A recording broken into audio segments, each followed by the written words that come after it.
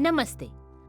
आपका स्वागत है हेमवर्चू के प्लेटफॉर्म पर। दुनिया मौजूद है क्योंकि योगदान देने वाले कई लोग अभी भी अस्तित्व में हैं।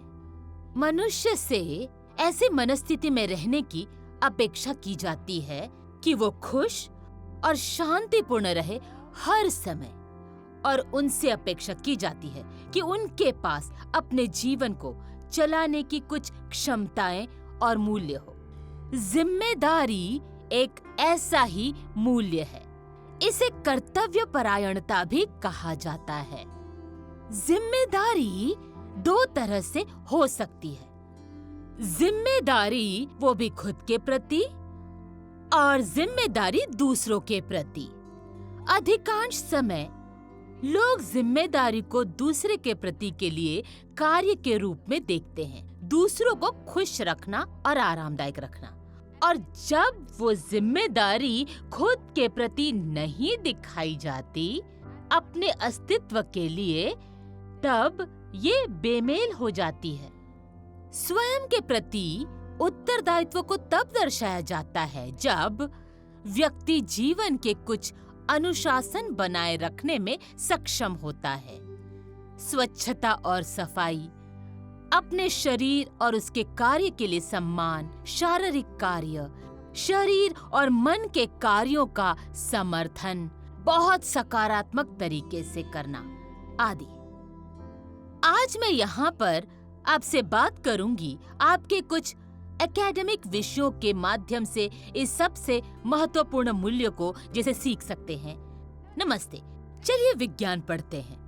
विज्ञान में हमारे पास एक बहुत ही महत्वपूर्ण पाठ है जो कक्षा 10 में सीखते हैं, अर्थात जीवन प्रक्रिया।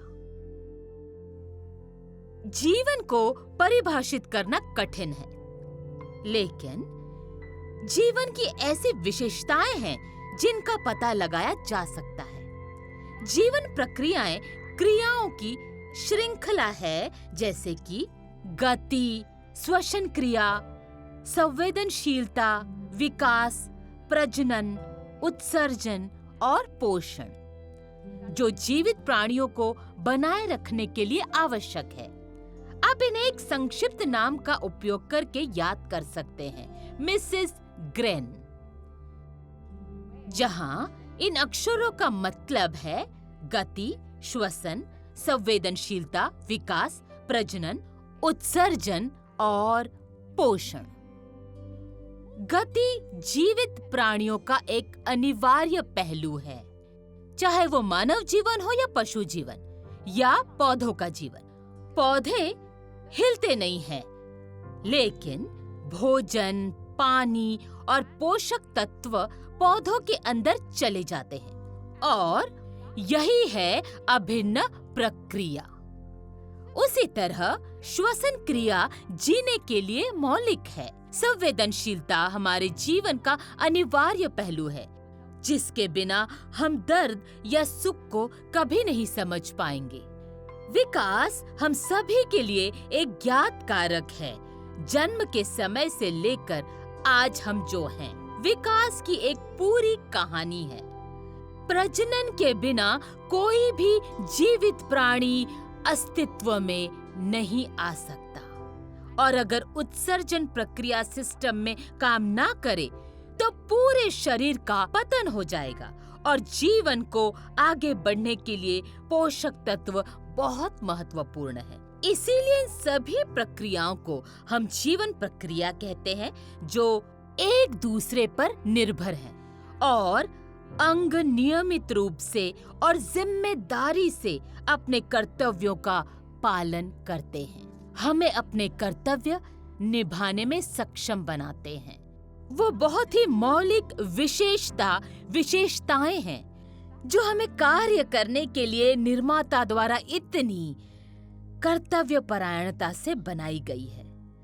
स्व जिम्मेदारी देखी जा सकती है। आपने जो वादा किया था उसे करने का ख्याल रखते हुए, या उसे पूरा करने का बिना किसी अगर या लेकिन के। दोष देना, युक्तिकरण करना, जो करना है उसे न करने के कारण बहाने बनाना या फिर ताने कसना।